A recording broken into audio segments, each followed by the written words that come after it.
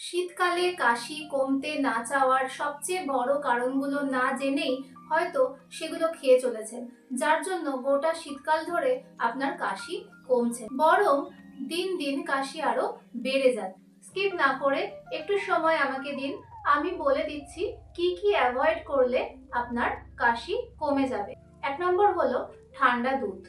দুধের মিউকাস বাড়ানোর টেন্ডেন্সি আছে, যার ফলে গলা আরো ভারী লাগে, কাশি বেড়ে যায়।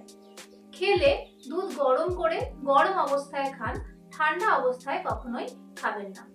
2 নম্বর হলো ভাজাভুজি বা স্ন্যাক্স জাতীয় খাবার। শীতে একটু তেলে ভাজা জিনিস খেতে ভালো লাগে বেশি, খেতে ইচ্ছা করে বলে চপ, পকোড়া, পরোটা এই ধরনের জিনিস খেয়ে ফেলেন, কিন্তু অয়েল প্লাস রিফাইন্ড ফ্লাওয়ার, তেল এবং ময়দা গলার ইরিটেশন বাড়িয়ে দেয়, শ্লেষ্মা বাড়ায়, তার ফলে কাশিও বেড়ে যায়। 3 নম্বর হলো মিষ্টি। মিষ্টি কাশি বাড়ায়, কারণ সুগার গলার ইনফ্লেমেশন বাড়িয়ে দেয়, ইমিউনিটিও কমিয়ে দেয়। অল্প জ্যাগারি, হানি, মিছরি এগুলো চলতে পারে, কিন্তু সাদা চিনি ব্যবহার চলবে না। সাদা চিনি ব্যবহার করে তৈরি দোকানের যাবতীয় মিষ্টি, কেক ইত্যাদি খাবারগুলোকে খাওয়া চলবে না। 4 নম্বরে আসছে দই। দই ভালো বলে যে কোনো সময় যতটা খুশি খাওয়া যায় না। রাতে দই খেলে শ্লেষ্মা বাড়ায়।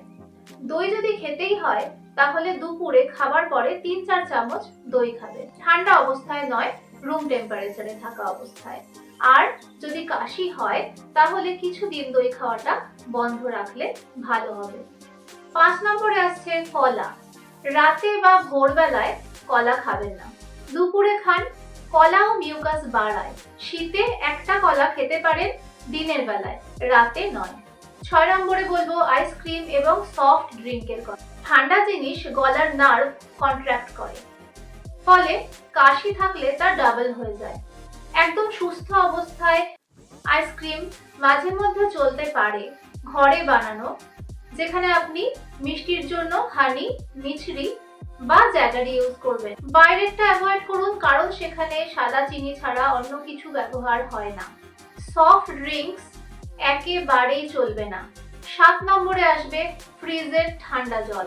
ঠান্ডা জল হঠাৎ করে গলার টেম্পারেচার ড্রপ করে দেয়, কাশি, গলা ব্যথা, ইনফেকশন যাই থাকুক না কেন সেটা বেড়ে যায়। হালকা গরম জল বেটার।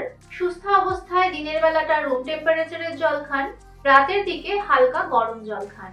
আমার কথা মতো 7 দিন যেগুলো বাদ দিতে বললাম বাদ দিয়ে দেখুন এবং নিয়মগুলো মেনে চলুন, দেখুন ঠান্ডার ধাত বা কাশিতে উপকার পাবেনই।